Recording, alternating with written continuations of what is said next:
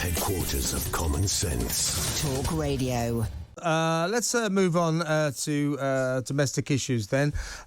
You, as part of the Reform UK Party, you've hooked up with Nigel Farage, but it's a cross-party campaign and one that I think I have a lot of sympathy with, and it is to stage a referendum on Boris's carbon net zero dream, or some might say fantasy. So he wants us to get down to carbon net zero emissions by 2050. To do that, we'll have to have full-scale wind turbines, solar panels, renewables, left, right and centre. And we're already paying, ridiculously in my view, a 16% levy on all of our energy bills at a time when we can least afford it, to fund Boris's green plan, his green industrial revolution, his green floating windmills and all that other claptrap. At the very least, we were never asked about this. At the very least, the people should have a say in it, shouldn't they? Well, that's right. I think this is a very pragmatic response. The point is that actually normal, everyday people are hurting. Energy is costing a lot of money. We're going to see when the price cap comes off in April, the fact that energy bills will double. We know the crisis in Ukraine will raise energy prices by another 30%. And as you rightly say, 18 to 20% of that is green levies. Now, why are we in this mess? Well, if you remember in 2019, Theresa May wanted to leave a legacy and committed the United Kingdom to net zero by 2050. And of course, it's enshrined in law. And when Boris Johnson came to power, he doubled down on it. Now, the question is, did you ever vote on this? Well, no, we didn't. And the fact is that actually, I think this is unachievable and unaffordable in that time frame. Now, whilst I think we should move to an energy mix, and of course we want to be net zero, I think that's absolutely right. And we need wind and we need solar and hydroelectric, and we need to build nuclear power stations. So we need to build SMRs. But the point is, all of this is too quick.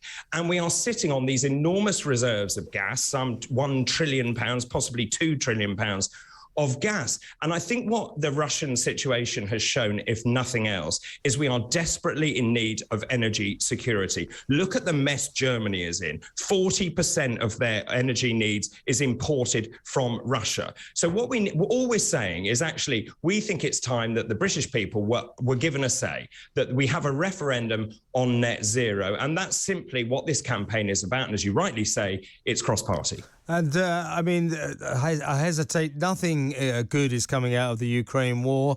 But if you did look for a plus, it would be this, that it is making people like Boris Johnson and indeed other Western leaders and other Western governments confront reality, that their green dream was always a fantasy. We need better sources of energy. You cannot power a country like Britain by windmills and solar panels. Renewables cannot fuel this country, and we need to get real about how we're going to do it. And the fact that right underneath our soil is possibly 100 years worth of cheap shale gas means we must drill for it. And yet, what is our government planning to do? They're about to make a decision very quickly, and it could happen soon, on filling the shale gas mine shafts with concrete so it can never, ever happen. This is crazy. Of course it's crazy. In fact, it happens next Monday. That's the time frame we have to act in. And the fact is that actually we're sitting, as you say, on reserves, which is equivalent to our national debt. What are we doing? And in terms, I don't want to use the word fracking. There are better ways to extract that gas. And actually, the limitations that were put on fracking, the tremors, were a fraction of normal construction. So in fact, we've been tying our hands behind our back. And I think the government needs to wake up and realise that they owe it to the British people to reduce energy costs. Real people are hurting, and this is going to get very nasty very quickly. So yes, of course, we need to move towards net zero, but let's do it in a time frame that suits everyone and not actually just pluck some random figure out of the air. Now, also at the same time, you've got this whole movement towards electric vehicles. How are we going to charge them? We simply don't have the energy mix. We haven't had a concerted energy policy for a very long time. We're decommissioning all those nuclear reactors. We need to build some more. We also need to work out what are we going to do and in what time frame. I should put out that the government has technically kind of agreed with the protesters who got the quadrilla shafts closed down in the first place 2 or 3 years ago.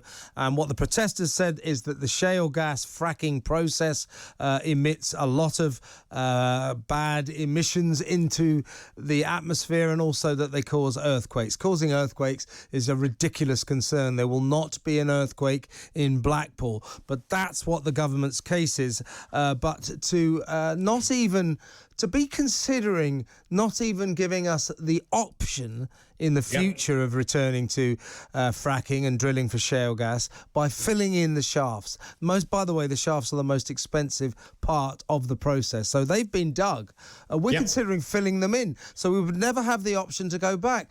This is utter madness. We can't afford this luxury Western thinking anymore, can we? No, we can't, absolutely. And this is under the banner of Vote Power Not Poverty. You can see that votepowernotpoverty.uk. And wait for this. You know, the whole time, and whether it was Brexit or anything else we've campaigned for, we're always met by resistance from the establishment. So we're due to launch this on the 26th of March. We want to take it around the country. We want people to have a say and to have a referendum on this particular topic. Now, today we learned that our first event on the 26th of March at Bolton Wanderers Football Club has been cancelled. Did they dare to tell us face to face? No, they leaked it on Twitter. And I think this smacks of someone leaning on them from the establishment who are too scared of asking the people a very simple question, which is, do you think we're moving too fast, too quickly? Is it unaffordable? And the answer is yes.